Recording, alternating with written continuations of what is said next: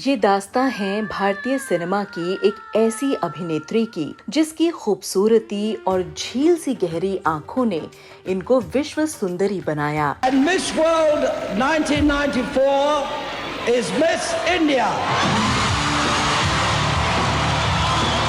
इनकी मनमोहक खूबसूरती, दिलकश अदाओं ने बॉलीवुड में ऐसा जादू फैलाया कि क्या खान क्या बच्चन सभी इनके साथ काम करने के लिए उत्साहित थे। चोरी चोरी किया रे, दिल लिया रे, चोरी चोरी किया रे।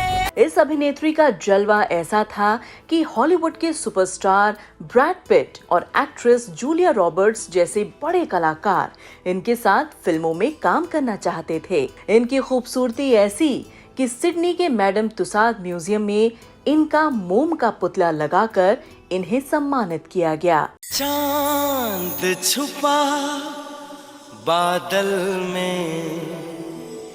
इतनी खूबसूरत और फेमस अभिनेत्री के साथ ऐसा क्या हुआ था कि ये डर के साए में जीने को मजबूर हो गईं और बॉलीवुड के सभी फिल्मों से इनको निकाल दिया गया। हारे हारे हारे,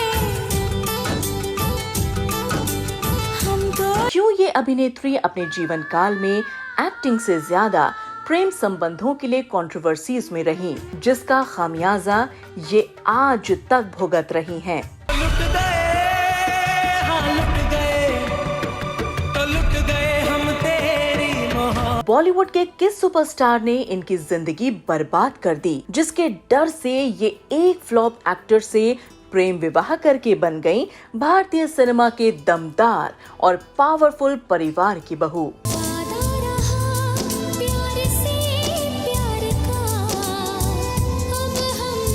शादी के बाद कैसे यही बहू बन गई बच्चन परिवार में कलह और लड़ाई की वजह, जिसकी वजह से अमिताभ बच्चन और जया बच्चन कर रहे हैं दुख और तकलीफों का सामना।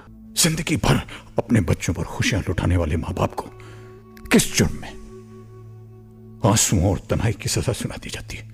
इतनी खूबसूरत और मजबूत होने के बाद भी ये अदाकारा क्यों किसी के खिलाफ कुछ भी नहीं कह पाई और मजबूरी में बॉलीवुड के एक सुपरस्टार के फ्लॉप बेटे से शादी करके अपनी सारी उम्मीदों को खत्म कर लिया। जी हाँ, हम बात कर रहे हैं दुनिया की सबसे खूबसूरत लड़की और भारतीय सिनेमा की टॉप की एक्ट्रेस और बच्चन परिवार की बहू ऐश्वर्या राय बच्चन की। गजरा रे, गजरा रे, गजरा रे, तेरे कारे कारे नैना। इस बेहतरीन अदाकारा के जीवन में हुई उथल पुथल और सुख दुख के बारे में जानने के लिए शुरुआत करते हैं इनके जन्म से, इनके परिवार और पढ़ाई लिखाई से। हाय मेरा दिल चुरा के ले गया, चुराने वाला। 1 नवंबर 1973 की वो खूबसूरत रात जब जन्म लिया दुनिया की सबसे खूबसूरत लड़की ने, जो आगे चलकर कहलाई ऐश्वर्या राय बच्चन। इनका जन्म मैंगलोर कर्नाटक में एक बंट परिवार में हुआ था। इनके पिता का नाम कृष्णराज राय है, जो भारतीय सेना में जीव विज्ञानी थे। इनकी माँ वृंदा राय एक घरेलू गृहिणी हैं और एक अच्छी लेखिका भी हैं। वहीं इनका एक भाई भी है आदित्य रॉय, जो मर्चेंट नेवी में इंजीनियर है। जब इनका परिवार कर्नाटक से मुंबई आया तो इन्होंने अपनी प्रारंभिक शिक्षा मुंबई के आर्य विद्या मंदिर हाई स्कूल से की। फिर इंटरमीडिएट की पढ़ाई के लिए ये चली गयी जय हिंद कॉलेज। यहाँ 1 साल पढ़ाई करने के बाद ये मुंबई के माटुंगा में डीजी रूपारेल कॉलेज में इन्होंने दाखिला लिया, जहाँ इनके 90% नंबर आए। शुक्रिया शुक्रिया शुक्रिया मेरे पिया। पढ़ाई के साथ साथ ऐश्वर्या ने शास्त्रीय संगीत और नृत्य का प्रशिक्षण भी लिया था। ऐश्वर्या अपनी जिंदगी में डॉक्टर या फिर एक आर्किटेक्ट बनना चाहती थीं, इसीलिए इन्होंने रहेजा कॉलेज ऑफ आर्ट्स में एडमिशन लिया। यहाँ इनका मन आ गया मॉडलिंग की तरफ और ये अपनी पढ़ाई बीच में ही छोड़कर छोटे मोटे मॉडलिंग ऑफर स्वीकार कर कूद पड़ी इस मैदान में। दिल ये बेचैन वे, रास्ते पे नैन वे, जिंदगी बेहाल। मॉडलिंग के दौरान ही ऐश्वर्या ने इंटरनेशनल सुपर मॉडल कॉन्टेस्ट जीता। इसके बाद ये नजर आई एक पेप्सी के एड में, जिसमें इनके साथ थे आमिर खान और महिमा चौधरी। ये ले यार Pepsi. That must be Sanju. Sanju? Hi, I'm Sanjana. Got another Pepsi? फिर उसके बाद 1994 की वो घड़ी आई जब इनको मिस इंडिया वर्ल्ड का खिताब मिला। मिस वर्ल्ड बनने के बाद भी ये कुछ समय तक मॉडलिंग ही करती रहीं। बॉलीवुड के दरवाजे अभी इनके लिए बंद ही थे। ऐसे में फिल्म निर्माता मणि रत्नम की नजर इन पर पड़ी और साल 1997 में उन्होंने अपनी तमिल फिल्म इरुवर के लिए इन्हें साइन कर लिया और इस तरह ऐश्वर्या ने अपना फिल्मी सफर शुरू किया। कहीं आग लगे लग जावे, कोई नाग डसे डस जावे, कभी गगन गिरेगी। इसके बाद इन पर नजर पड़ी फिल्म निर्माता राहुल रवेल की, जो कि उस समय और प्यार हो गया फिल्म बनाने की तैयारी में थे। उनको अपनी फिल्म के लिए एक नया चेहरा चाहिए था, जिसका मौका मिला ऐश्वर्या राय को। इस फिल्म में इनके साथ हीरो के रूप में थे बॉबी देओल। फिल्म बनकर रेडी हुई और बॉक्स ऑफिस पर पहुंची, लेकिन ये फिल्म वो कमाल न दिखा सकी और फ्लॉप हो गई। लुक छुप के मैं घूमी गली गली, कहीं मिला नहीं मेरा पिया, खिल खिल के हंस दी गली गली पर। इसके बाद इनकी और फिल्म आई आ अब लौट चले और इस फिल्म का भी वही हाल हुआ जो पहली फिल्म का था। अब लौट चले हो लगातार फिल्में फ्लॉप हो रही थीं, लेकिन फ्लॉप होने के बाद भी इनको टॉप एक्टर के साथ काम मिल रहा था। फिर साल 1998 में इनकी फिल्म जीन्स आई, जो अपने आप में एक सफल फिल्म साबित हुई और ऐश्वर्या इस फिल्म से सफलता की तरफ बढ़ने लगी। हाय रे हाय रे हाय रब्बा, हाय रे हाय रे हाय रब्बा, जीता जागता ताज। इसके बाद साल 1999 में आई इनकी बेहतरीन फिल्म हम दिल दे चुके सनम। इस फिल्म में इनके साथ पहली बार काम कर रहे थे सलमान खान और अजय देवगन। बॉक्स ऑफिस पर ये फिल्म सुपर हिट हो गई। ये फिल्म ऐश्वर्या के जीवन में कई मायनों में टर्निंग पॉइंट साबित हुई। एक तो इस फिल्म ने ऐश्वर्या को बॉलीवुड में स्थापित कर दिया था और दूसरी फिल्म से सलमान खान और ऐश्वर्या राय एक दूसरे को दिल दे बैठे थे। आँखों की गुस्ताखियाँ। इस फिल्म की कामयाबी ने ऐश्वर्या को टॉप की एक्ट्रेस की रेस मिला दिया था। इसके बाद ऐश्वर्या के पास बड़े बड़े फिल्म निर्माताओं की फिल्म करने के ऑफर्स थे। इसी कड़ी में ऐश्वर्या ने मोहब्बतें, ताल, देवदास, हमारा दिल आपके पास है, जोश, खाकी, धूम 2, गुरु, जोधा अकबर, सरबजीत, ए दिल है मुश्किल जैसे हिट और सुपर हिट फिल्मों का साथ मिला। ऐश्वर्या की सफलता उनके आगे चल रही थी और अब वो अभिनेत्री के तौर पर किसी पहचान की मोहताज नहीं थी।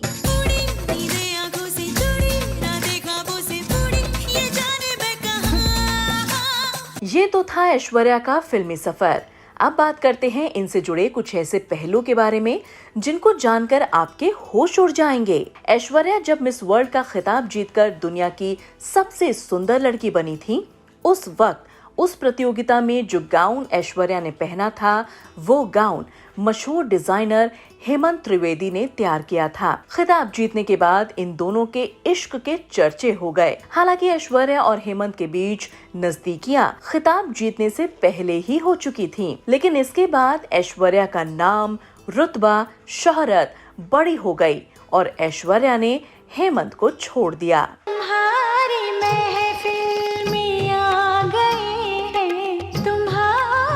इसके बाद मॉडलिंग के दिनों में ऐश्वर्या का दिल राजीव मूलचंदानी पर आया। बताया जाता है कि ऐश्वर्या अपने करियर की शुरुआत कर रही थीं, तब उन्होंने राजीव को डेट किया था। दोनों का ये रिश्ता ज्यादा वक्त तक नहीं चला और दोनों जल्द ही अलग हो गए। हाँ, मैं बदल गई हूँ, हालात भी बदल गए हैं।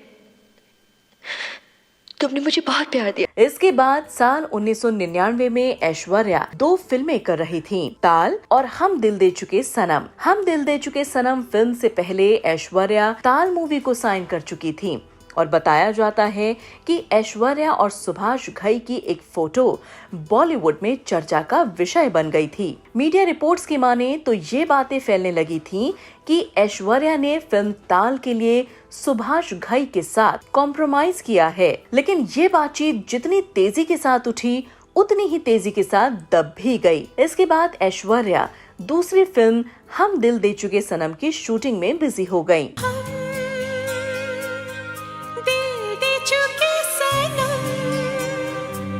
हम दिल दे चुके सनम ऐश्वर्या के जीवन में कई मायनों में टर्निंग पॉइंट साबित हुई। एक तो ये फिल्म सुपर डुपर हिट हो गई, दूसरा इसी फिल्म से सलमान खान और ऐश्वर्या की प्रेम कहानी की भी शुरुआत हुई थी। ये प्रेम कहानी 1 साल तक तो बहुत अच्छी चली, लेकिन इसके बाद इन दोनों के लड़ाई झगड़े की खबर आने लगी। इसके बाद फाइनली 2002 में सलमान खान और ऐश्वर्या राय का ब्रेकअप हो गया। जितनी खबरें उनकी प्रेम कहानियों में नहीं थीं, उससे कहीं ज्यादा सुर्खियां इन दोनों के ब्रेकअप ने बटोरी थीं। तड़प तड़प के इस दिल से आह निकलती रही, मुझको सजा दी प्यार की।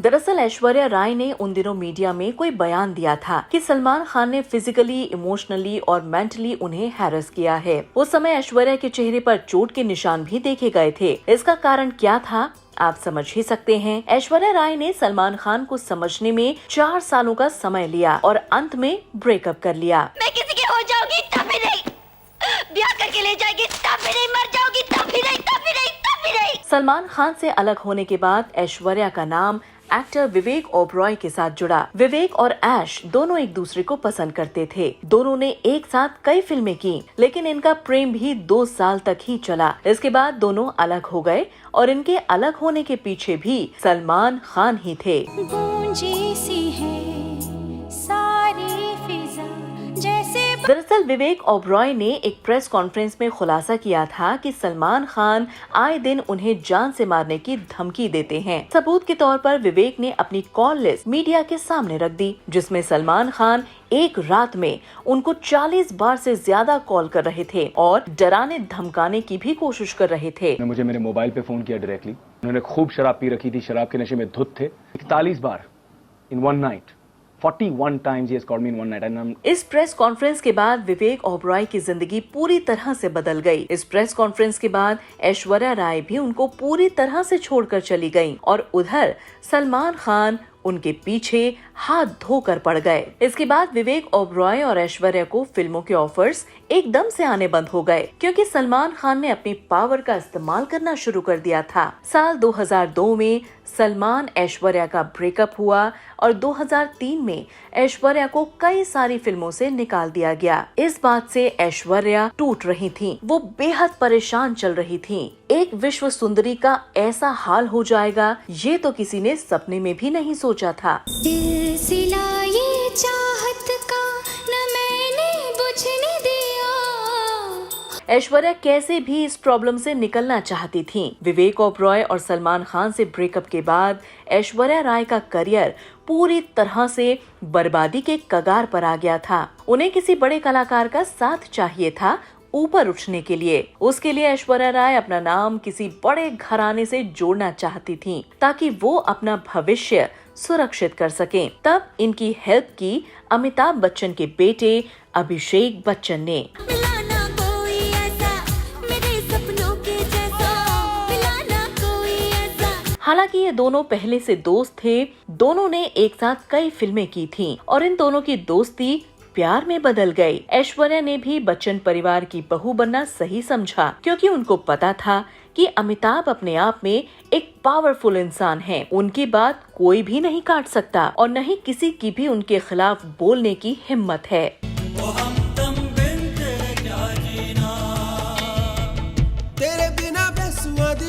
इसके बाद अभिषेक बच्चन और ऐश्वर्या राय ने साल 2007 में अपने इस अफेयर को डिस्क्लोज कर दिया, क्योंकि 2007 में दोनों ने शादी कर ली। ऐश्वर्या राय ने अपने जीवन में इतनी फिल्में नहीं की जितनी उनके जीवन में कंट्रोवर्सीज रही हैं और आज भी चल रही हैं। शादी के बाद बच्चन परिवार में सब कुछ बहुत अच्छा चल रहा था। साल 2011 में ऐश्वर्या ने एक बेटी को भी जन्म दिया और नाम रखा आराध्या। दिल चुरा ले ओ शादी के बाद ऐश्वर्या को किसी का भी कोई डर नहीं था। वो धीरे धीरे अपने अंदाज में पूरे घर को कंट्रोल करने लगी। ऐश्वर्या ने अभिषेक बच्चन के फिल्म कॉन्ट्रैक्ट में एक शर्त शामिल कर दी कि अभिषेक ऑन स्क्रीन किसी भी हीरोइन के साथ किसी भी प्रकार के इंटीमेट सीन नहीं देंगे, और ये क्लॉज उन्होंने अपनी शादी के बाद अपने कॉन्ट्रैक्ट में भी ऐड कराया है। उनके इस कॉन्ट्रैक्ट की वजह से बहुत सारे डायरेक्टर्स अभिषेक को अपनी फिल्म में कास्ट नहीं करते हैं। रांझा रांझा कर दी है मैं आपका रांझा होए रांझा रांझा तक। ऐश्वर्या राय ने धूम 2 फिल्म में जमकर किसिंग सीन्स दिए थे, जबकि वो धूम 2 के दौरान अभिषेक बच्चन के साथ रिलेशनशिप में थी, क्योंकि ये फिल्म साल 2006 में आई थी। धूम 2 में ऋतिक रोशन के साथ किसिंग सीन को लेकर भी काफी ज्यादा बवंडर खड़ा हुआ था, और ये बवंडर खड़ा करने वाली थी अभिषेक बच्चन की फैमिली, क्योंकि उन्होंने ऐश्वर्या राय के सीन पर काफी आपत्ति जताई थी और ये भी कहा था कि अभिषेक की फैमिली ने इस सीन को हटाने के लिए यश राज बैनर से संपर्क किया था।